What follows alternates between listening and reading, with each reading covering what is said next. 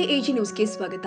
ಕರ್ನಾಟಕ ರಕ್ಷಣಾ ವೇದಿಕೆ ಕಾಪು ತಾಲೂಕು ಘಟಕ ಇದರ ವತಿಯಿಂದ ಇವತ್ತು ಕನ್ನಡ ರಾಜ್ಯೋತ್ಸವವನ್ನು ನಮ್ಮ ಮಣಿಪಾಲ್ ಅಕಾಡೆಮಿ ಹಿರಿಯ ಪ್ರಾಥಮಿಕ ಶಾಲೆ ಮಣಿಪಾಲ್ನಲ್ಲಿ ಕರ್ನಾಟಕ ರಾಜ್ಯೋತ್ಸವದ ಧ್ವಜಾರೋಹಣವನ್ನು ವಿಜೃಂಭಣೆಯಿಂದ ಆಚರಣೆ ಮಾಡಲಾಗಿದೆ ಹಾಗೂ ಮಕ್ಕಳಿಗೆ ಸಿಹಿ ತಿಂಡಿ ವಿತರಣೆ ಮಾಡಲಾಗಿದೆ.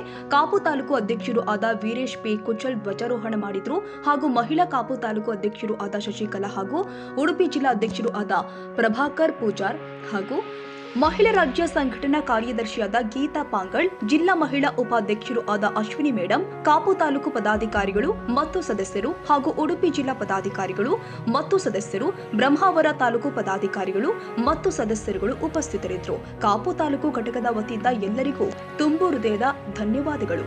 ಪೂರ್ಣಾನಂದ ಯಸ್ಕುರಿ, ಎಜಿ ನ್ಯೂಸ್.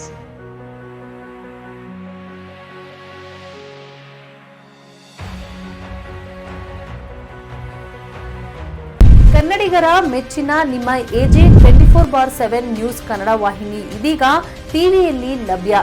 ವೇಳೆ ನೋಟಿಸ್ ಕೊಟ್ಟಿದ್ರೆ ವಾಪಸ್ ತಗೋತೀವಿ. ಇವತ್ತು ವಕ್ಫ್ ಪ್ರಾಪರ್ಟಿ ಅಂತೇಳಿ ಬರ್ತದೆ ಅಂತ ಹೇಳಿದ್ರೆ ರೈತರ ಬೀದಿಗೆ ಬದಲು ಏನ್ ಮಾಡ್ಬೇಕಾಗತ್ತೆ? ಯಾರು ವೋಟ್ ಹಾಕಿಲ್ಲ ಅಂದ್ರೆ ಗ್ಯಾರಂಟಿನೆಲ್ಲ ಸ್ಟಾಪ್ ಮಾಡ್ಬಿಡ್ತೀವಿ.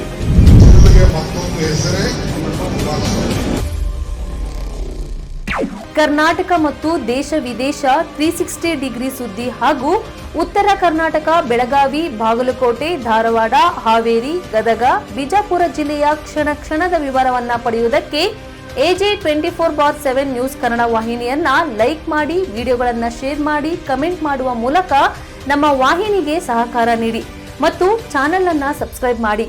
ಧನ್ಯವಾದಗಳು.